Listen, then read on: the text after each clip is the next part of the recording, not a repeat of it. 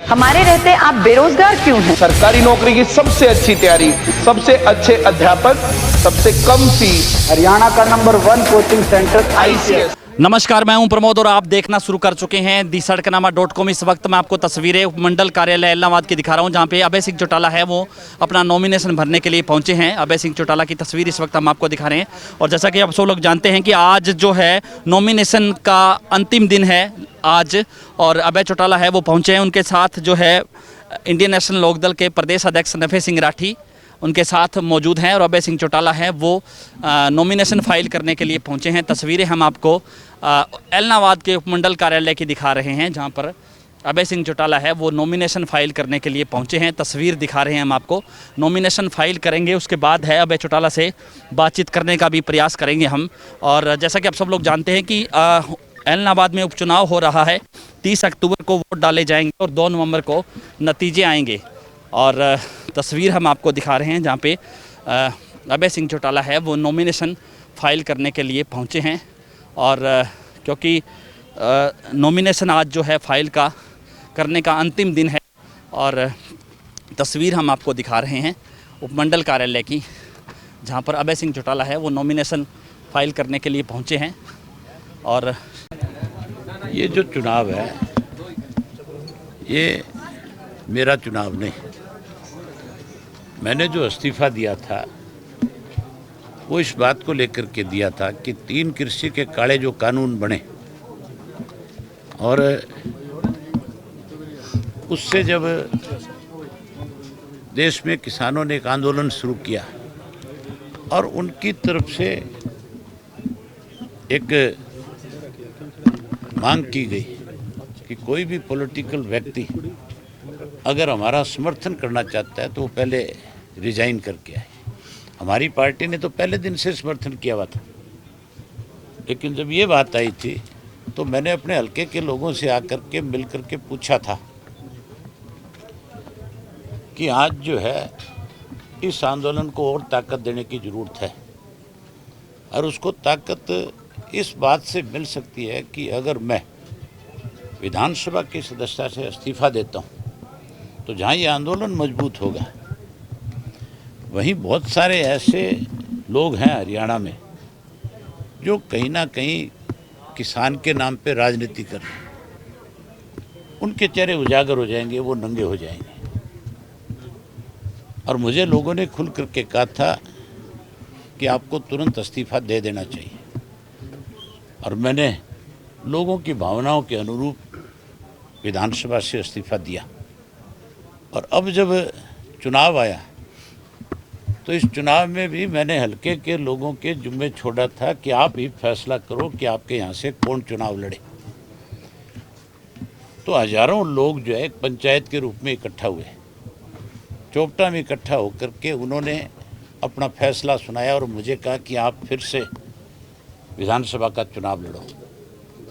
ये लड़ाई तो एलनाबाद की जनता की और उन लोगों के खिलाफ है जो काले कानून बनाने में मददगार हैं, जिन्होंने काले कानून बनाए। कांग्रेसी दूध से धुले हुए नहीं हैं। कांग्रेस के लोग अब कहीं उंगली कटा के शहीद होना चाहते हैं, किसानों की बात करने लगे हैं। इन कांग्रेस वालों ने 2012 और 13 में इसका ड्राफ्ट तैयार किया था। 2013 के लोकसभा के अधिवेशन के अंदर कांग्रेस की तरफ से बिल आया, और उस बिल में इन्होंने खुल करके ये कहा कि हम इसको कानूनी अमलीजामा पहनाना चाहते हैं। लेकिन क्योंकि कांग्रेस के पास बहुमत नहीं था और भाजपा जो है इसका विरोध कर रही थी, लेकिन भाजपा के विरोध की बात नहीं थी। बात तो थी कि उनके पास अपना बहुमत नहीं था, और जो सहयोगी थे उन्होंने स्पष्ट कहा कि अगर ऐसा कोई कानून आप इस देश में बनाओगे तो फिर आपका बिल गिर जाएगा, लोकसभा भंग हो जाएगी, आपकी सरकार चली जाएगी, हम समर्थन नहीं करेंगे। मजबूर होकर के उनको फिर स्टैंडिंग कमेटी के पास भेजना पड़ा, ठंडे बस्ते में डालना पड़ा। आज कांग्रेसी कहते हैं कि हम जो है किसानों के समर्थक हैं।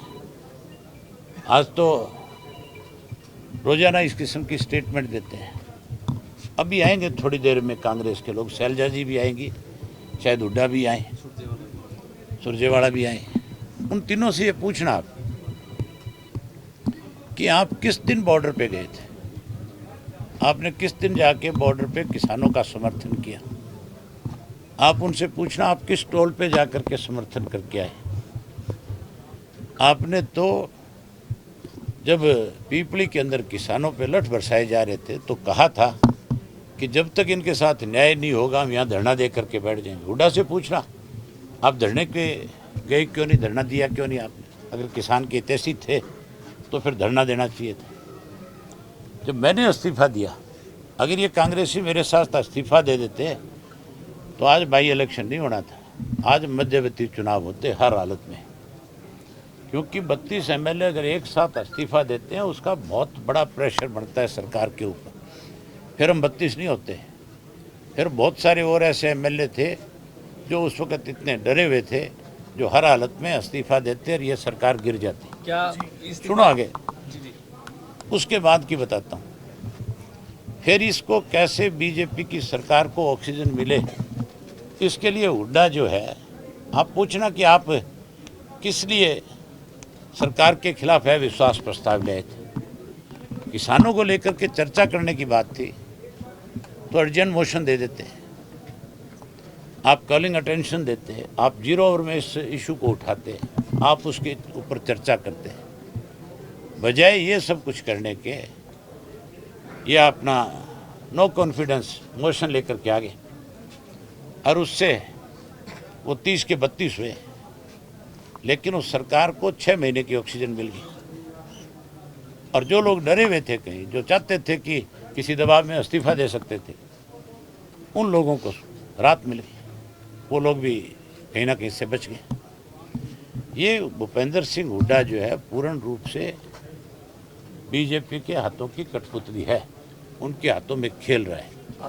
आज बीजेपी जेजेपी का तो कोई नाम लेने वाला नहीं है। आज ऐसी हालत है कि जब गांव में जाएंगे वोट मांगने तब लोग एहसास कराएंगे उनसे इस बात का, खास करके कि आपका जो फैसला है, जो 3 कृषि के काले कानून आपने बनाए हैं, ये हमारे लिए मौत है, हमारी डेथ के वारंट है। हम आपको किसी कीमत पे अपना वोट नहीं देंगे। लेकिन कांग्रेस को भी लोग साथ के साथ सबक सिखाएंगे। दूसरी तरफ कांग्रेस और बीजेपी की हालत तुम्हारे सामने है। आज जो है इनके पास अपने कैंडिडेट नहीं है। एक आदमी 10 दिन पहले कांग्रेस ज्वाइन करता है, कांग्रेस वाले उठा करके उसको टिकट दे देते हैं। एक आदमी पहले दिन बीजेपी ज्वाइन करता है और बीजेपी वाले उसको टिकट दे देते हैं। तो दिवालिया पिट गया कि नहीं पिट गया इनका, या कुछ बचा है इनके पास? आप ये पूछना उनसे। नहीं, मैं आपसे एक बात कहना चाहता हूँ, आप उनसे ये पूछना कि क्या सरसा जिले में, क्या एलनाबाद के अंदर कोई ऐसा कांग्रेसी नहीं मिला तुम्हें जिसको तुम अपनी पार्टी का टिकट दे करके चुनाव लड़वाते? बीजेपी वाले तो बेचारे, कल आपने हालत देखी थी उनकी, तो वो तो बड़ी मुश्किल से जान छुटा करके भाग करके गए। इनसे ज़रूर ये बात पूछना कि तुम्हारे पास कैंडिडेट नहीं था, तुम्हें किसी आदमी पे भरोसा नहीं था। अगर भरोसा करते किसी पे तो फिर कांग्रेस का उम्मीदवार आना चाहिए था, ना कि पैराशूट से उतारने वाला उम्मीदवार आना चाहिए। कांग्रेस में भी गुटबाजी सामने आ रही है। भरत सिंह बेनीवाल ने अपने कार्यकर्ताओं को नेताओं को बुलाया, समर्थक भरत सिंह पुराना कांग्रेसी है।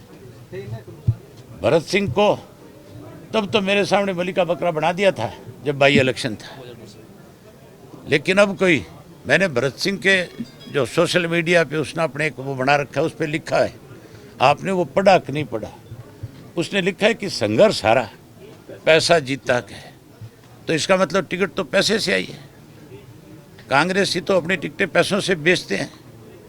जो लोग टिकटें पैसों से बेचते हैं वो किसान के कैसे हमदर्द हो सकते हैं? दल बदल से लोकतंत्र जिंदा रह पाएगा? दल बदल जो चल रहा है, लोकतंत्र तो जिंदा बचेगा 3 तारीख को जब नतीजा आएगा, 2 तारीख को, उस दिन जिंदा होगा। आपका चौथा चुनाव है, हालांकि आपने 3 चुनाव बड़ी लीड से जीते हैं, इस बार क्या लीड लेने की उम्मीद आपको? आजकल चौके लग रहे हैं कि नहीं लग रहे? देखते हो कि नहीं देखते मैच? आजकल IPL चल रहा है ना, तो चौका लगेगा, अभी छक्का भी मारूंगा, चिंता मत करो।